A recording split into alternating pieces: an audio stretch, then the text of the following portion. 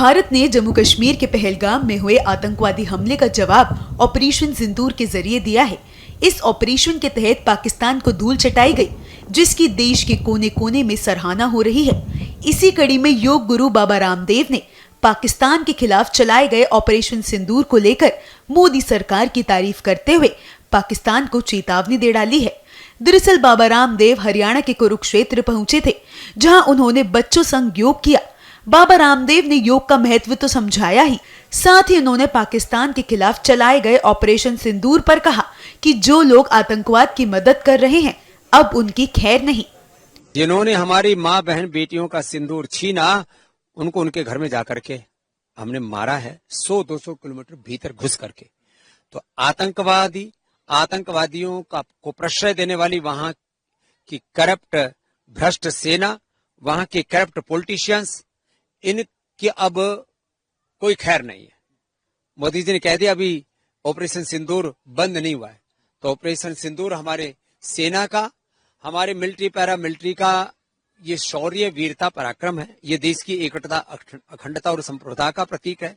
और ये नए भारत की सेना है जो दुनिया की किसी भी आतंकवादी ताकतों का ही नहीं, दुनिया के किसी भी देश का मुकाबला कर सकती है।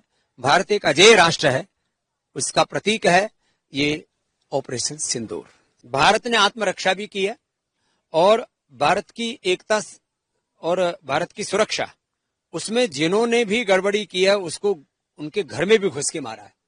तो ये हमारी संप्रभुता का भी प्रश्न है और ये इस बात का प्रतीक है कि भारत अपनी सीमाओं की सुरक्षा और अपने राष्ट्र की सुरक्षा कैसे करनी है, इसको जानता है। वहीं हरियाणा सरकार की तरफ से 21 जून 2025 यानी 11वें अंतर्राष्ट्रीय योग दिवस पर कुरुक्षेत्र के ब्रह्म सरोवर तट पर राज्य स्तरीय समारोह आयोजित किया जाएगा, जिसको लेकर बड़े पैमाने पर तैयारियां की जा रही हैं।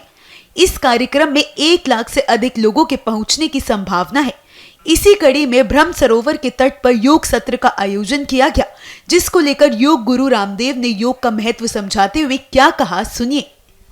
धर्म क्षेत्रे कुरुक्षेत्रे समवेता युयुत्सव, जहां से भगवान श्री कृष्ण ने गीता का उपदेश दिया था, वहीं से अब योग का संदेश पूरी दुनिया को पहुंचे। योग धर्म युग धर्म बने, इस संकल्प के साथ हम इस ब्रह्म सरोवर कुरुक्षेत्र की धरती पर आए हैं।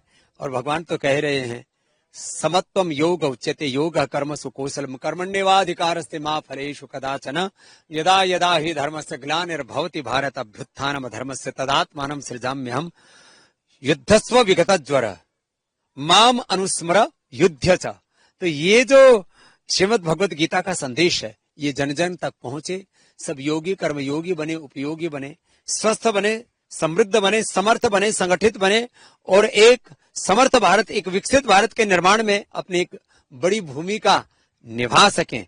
उसके लिए हमने ये कुरुक्षेत्र की भूमि का चयन किया। और यहाँ के जो मुख्यमंत्री हैं नायब सिंह सैनी जी, उनका मन था कि जिस धरती से गीता का संदेश पूरी दुनिया को गया, वहां से योग का ये उद्घोष पूरी दुनिया को जाए और योग को पूरी दुनिया अपनाए, क्योंकि ये योग युग की आवश्यकता है। जिस तरह से लोगों को BP, sugar, thyroid, asthma, arthritis, liver, kidney की problem, stress, anxiety, depression, cancer जैसे रोग हो रहे हैं, इनका पूरी दुनिया में कोई सोल्यूशन नहीं है, योगी सोल्यूशन है।